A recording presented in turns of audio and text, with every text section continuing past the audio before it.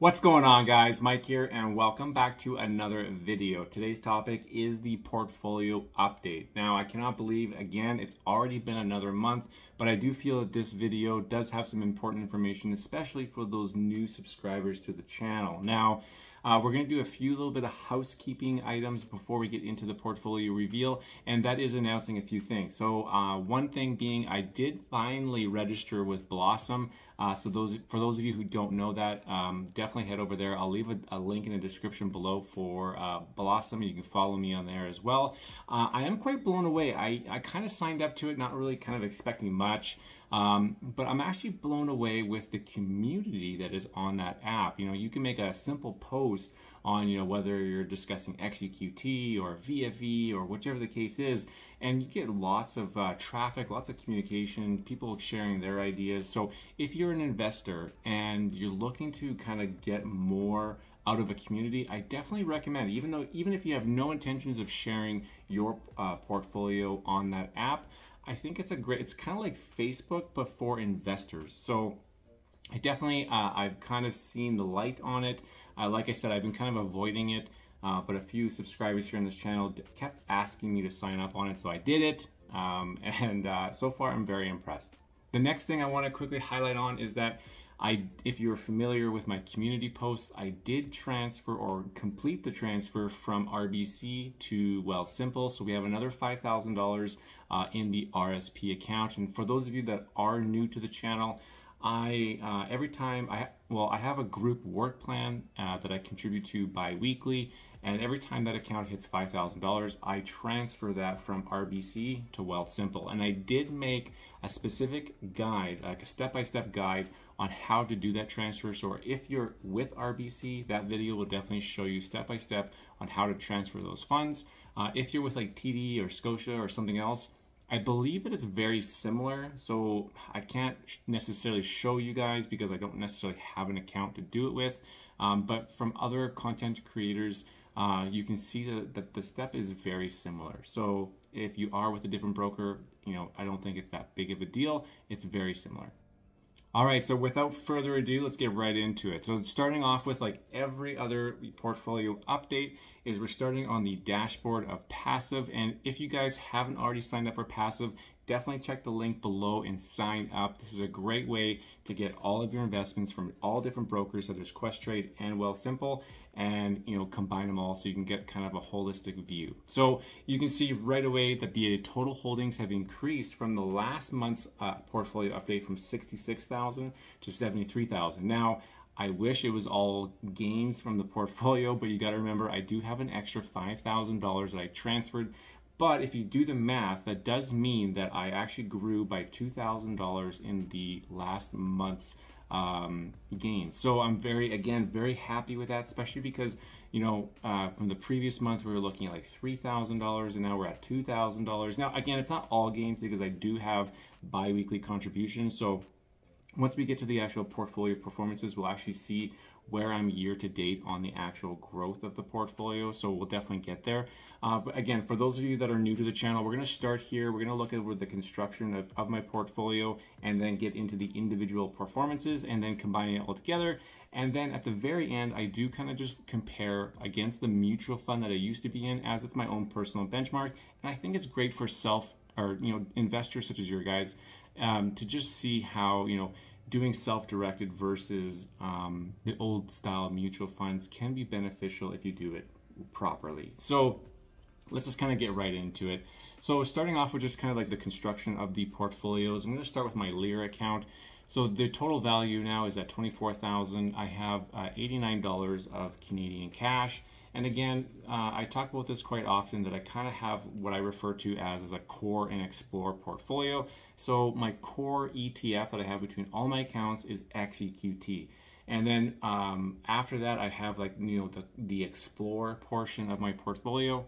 And that's where, not in the LIRA, my LIRA is kind of a set and forget, but in my RSP and my TFSA, I kind of have I focus on sector specific ETFs because if I want to be heavy weighted in a certain area, then that's what I will do, and so on and so forth. But my Questrade LIRA account is my set and forget, my most boring portfolio, or my most boring account.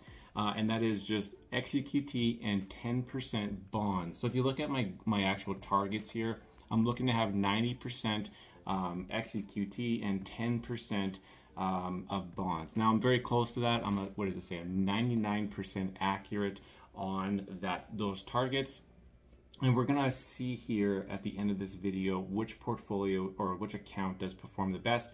If you're a recurring viewer, you probably already know which performs best, but you're gonna be quite blown away with how good the best account performs compared to all the others. So stay tuned for that. So moving into now my TFSA, this guy has $12,000, just over $12,000 and $9 worth of cash, so very small. Again, I don't really hold much cash. This particular account, I kind of have a number of blue chip stocks, a few real estate REITs, again my core ETF, which is XEQT, and a few others. So just kind of nailing it off here. We have obviously Enbridge with a target of 5%, PLZ, which is a real estate REIT. I did lower this in the last month from 5% down to 2.5%.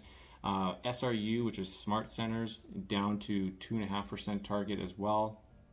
TELUS at 5% weighting. I have considered potentially lowering my target, not necessarily selling anything, but just kind of as I bi-weekly contribute to this account, maybe potentially lowering my weighting target from 5% to 2.5% and potentially adding another thing. I don't exactly know what yet, but just something that I'm kind of considering. But yeah, moving on. I have TD Canada Trust, which does have a weighting of 5%, and currently I'm at 4.7%, so I'm a little shy on that one. I really like TD Canada Trust.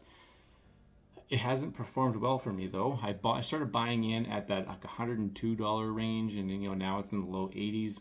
I just continue to kind of dollar cost average into it though, and I think my kind of average cost on it now is in and around that mid 80s, so like 85, 86. When I edit this video, I'll put something up on the screen here to kind of show it.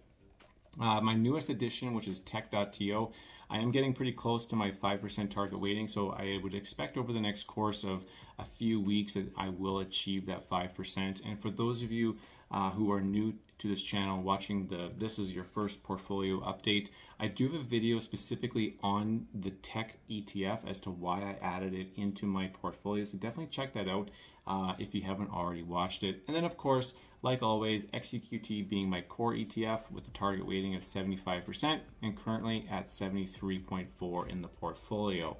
So moving on to my RSP now. This one's only 79% accurate right now because I have $5,266 of cash. Now, this is because I just recently moved over the funds from RBC, and I'm kind of trying to decide, and please leave a comment below. I did make a community post on this on whether I should do like just a lump sum purchase into my targets, or should I do like a $400 bi-weekly purchase. So I would probably offset it though.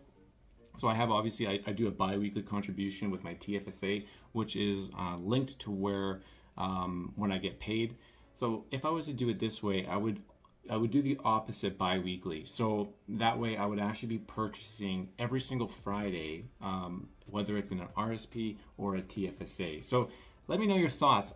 I don't know what to do. I'm kind of leaning towards just put it all into the market, because the last time I did this, I actually would have just been more, it would have been more beneficial. But I have this slight inkling that the market is on this verge of a drop, and I kind of like the idea of being able to just kind of dollar cost average into my weightings over the next half a year, by putting $400 every 2 weeks into it. So let me know in the comments below, what have you guys done in the past? What has been successful for you? If you go by statistics, it does indicate that historically lump sum is always better than a dollar cost average, but my guts just feel better with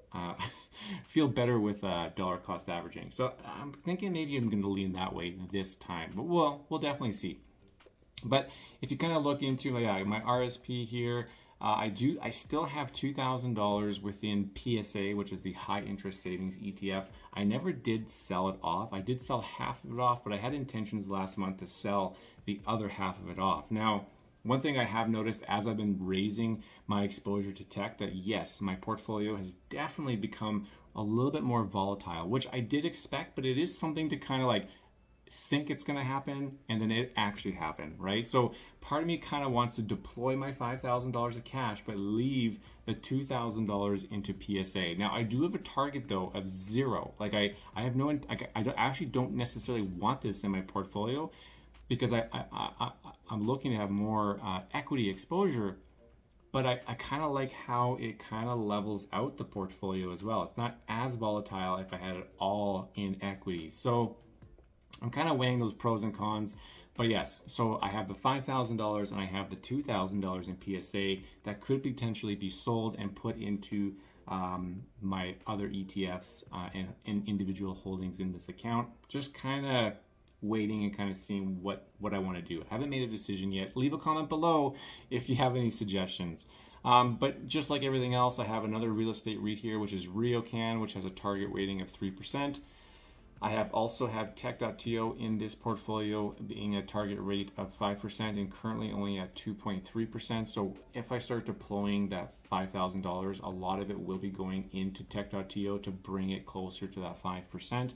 I also have VDY with a target weighting of 10% and currently over that at 11.6. I then have XEQT, which isn't actually at 75% in this portfolio. It is at 72% as a target weighting. And then of course I have ZAG with a 10% target as well. So that's the portfolio construction. Like I said, I kind of call it like a core and explore.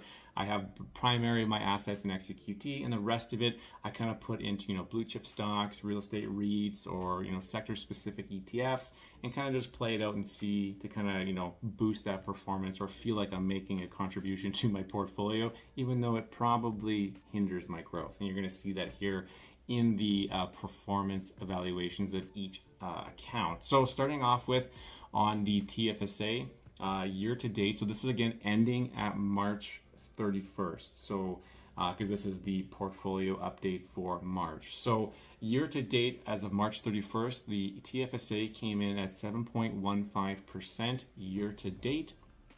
The next one as my RSP came in at 6.25%. And my LIRA coming in at 9.08%. Again, the set and forget, the most boring account is just crushing it compared to my other accounts. So again, if you're a person who kind of likes to dabble in making changes in your portfolio, there is a chance you are actually hindering the amount of return you get each year. So this is kind of why I like to kind of show how my set and forget is outperforming the dabbling that I do in my other accounts. So I just wanted to again highlight that. Let me know what you guys do. Do you kind of tinker around with your portfolio, or are you a set and forget kind of investor? I definitely would be curious to know who the bulk of my viewers are on this channel. So tying that all together, so this is my RSP, my TFSA, and my LIRA account all smushed together, coming in at a year-to-date performance at 7.38%. So I talked about the growth of the portfolio this year so far, and it's just shy of $5,000, and I've contributed $1,300. So I made a comment on this on the last video that it's really kind of neat to finally be in a situation where the growth of the portfolio is way more than the actual contributions I've made.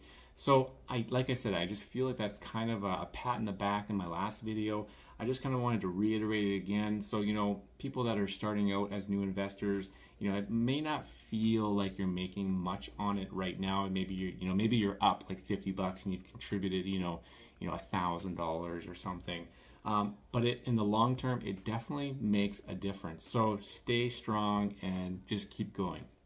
So the next thing I want to quickly highlight on is the RBC Fund, which is RBF 460. Now, in the video that I did where I did the step-by-step guide on transferring funds from the RBC account to WealthSimple, this is what I was selling as a mutual fund and then transferring the funds over to WealthSimple. So you can see here, our RBF 460 is the ticker symbol for this particular mutual fund, and its current year-to-date performance as of March 31st is 5.4%. So again, this is something that I just kind of always want to show, right? Like in my portfolio, I'm not much different than the portfolio that we have here. And, you know, if I was just purely XEQT, yes, I'd be like 9% compared to the 5.4. But I do the tinkering, I do some bonds and some, you know, I use blue chip, you know, individual stocks to kind of level out the performance and the volatility of the portfolios. But again, I came in at 7.38, which is 1.98% higher than the mutual fund. And again, if you look at the MER being at 1.94, I'm essentially just beating it by the management fees. Now, that is my benchmark. I want to always beat this particular mutual fund, because if I do, then I feel like I made a good decision to go to self-directed investing. And my goal in this YouTube channel is to share that journey and to hopefully inspire someone like yourself, if you aren't already doing it, to make that change yourself. Because I feel like they're just robbing us of our actual retirement funds by charging such a high fee. So there you guys have it. This was, again, the March portfolio update, coming in at $73,000. If you guys haven't already subscribed, definitely subscribe for future content.